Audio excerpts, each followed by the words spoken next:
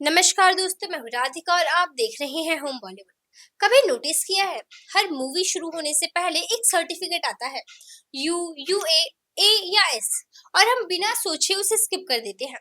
लेकिन एक सवाल है, अगर किसी फिल्म में सिर्फ एक किस हो तो कभी कट लग जाता है, कभी एक डायलॉग म्यूट हो जाता है, कभी पूरी फिल्म ही बैन हो जाती है। आखिर डिसाइड कौन करता है कि इंडिया क्या देख सकता है और क्या नहीं?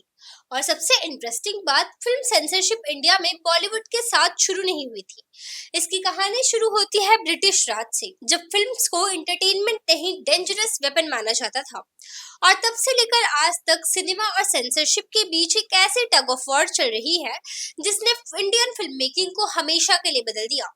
ये है the untold history of film censorship in India. 1913 India की पहली फीचर फिल्म बनी, लेकिन कुछ ही सालों बाद ब्रिटिश गवर्नमेंट को समझ आ गया, लोग स्पीचेस से ज्यादा फिल्म्स देखते हैं, और अगर सिनेमा लोगों को इंस्पायर कर सकता है तो वो उन्हें ब्रिटिश रूल के खिलाफ भी खड़ा कर सकता है।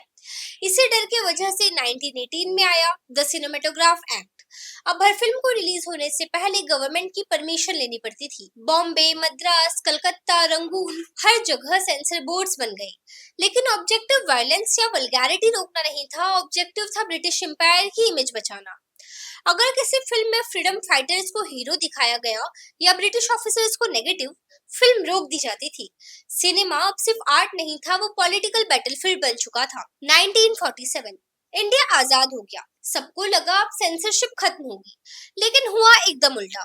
गवर्नमेंट ने सेंसरशिप हटाई नहीं, उससे नए रूल्स के साथ कंटिन्यू रखा। 1952 में आया द सिनेमेटोग्राफ एक्ट, और इसी लॉ ने ऑफिशियली एस्टेब्लिश किया central board of film sensors, जो बाद में बना central board of film certification या सीबीएफसी नाम बदल गया। लेकिन पावर वही रही।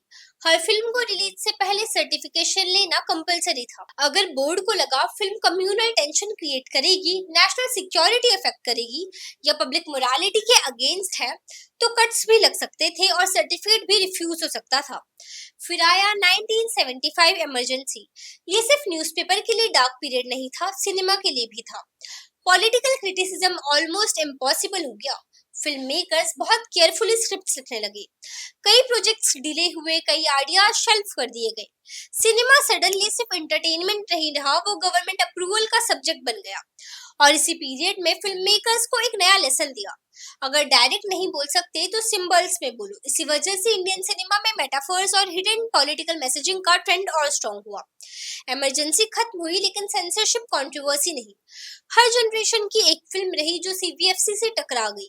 कभी वायलेंस, कभी रिलीजन, कभी पॉलिटिक्स, कभी सेक्सुअलिटी। कुछ फिल्म मेकर्स बोलते रहे सिनेमा को फ्रीडम मिलनी चाहिए। दूसरी साइड का आर्ग्यूमेंट था, इंडिया जैसे डाइवर्स कंट्री में कुछ बाउंड्रीज जरूरी है। ये डिबेट हर डिकेड में रिपीट होती रही। एक इंटरेस्टिंग फैक्ट, इंडिया में ऑफिशियली सीबीएफसी फिल्म्स को सर्टिफाई करता है, लेकिन प्रैक्टिकल रियलिटी ये है, कभी कभी सर्टिफिकेशन और सेंसरशिप की लाइन बहुत ब्लर हो जाती है। जब डजन्स ऑफ कट सजेस्ट किए जाते हैं तो फिल्म मेकर्स कहते हैं ये सर्टिफिकेशन नहीं, क्रिएटिव इंटरफेरेंस है। और बोर्ड के सपोर्टर्स कहते हैं पब्लिक इंटरेस्ट सबसे पहले। फिर आया streaming era, Netflix, prime video, और बाद में डजन्स ऑफ ओटीटी प्लेटफॉर्म। अब पहली बार फिल्म मेकर के पास एक ऐसा प्लेटफॉर्म था जहां ट्रेडिशनल थिएट्रिकल सर्टिफिकेशन की रिक्वायर्ड नहीं थी।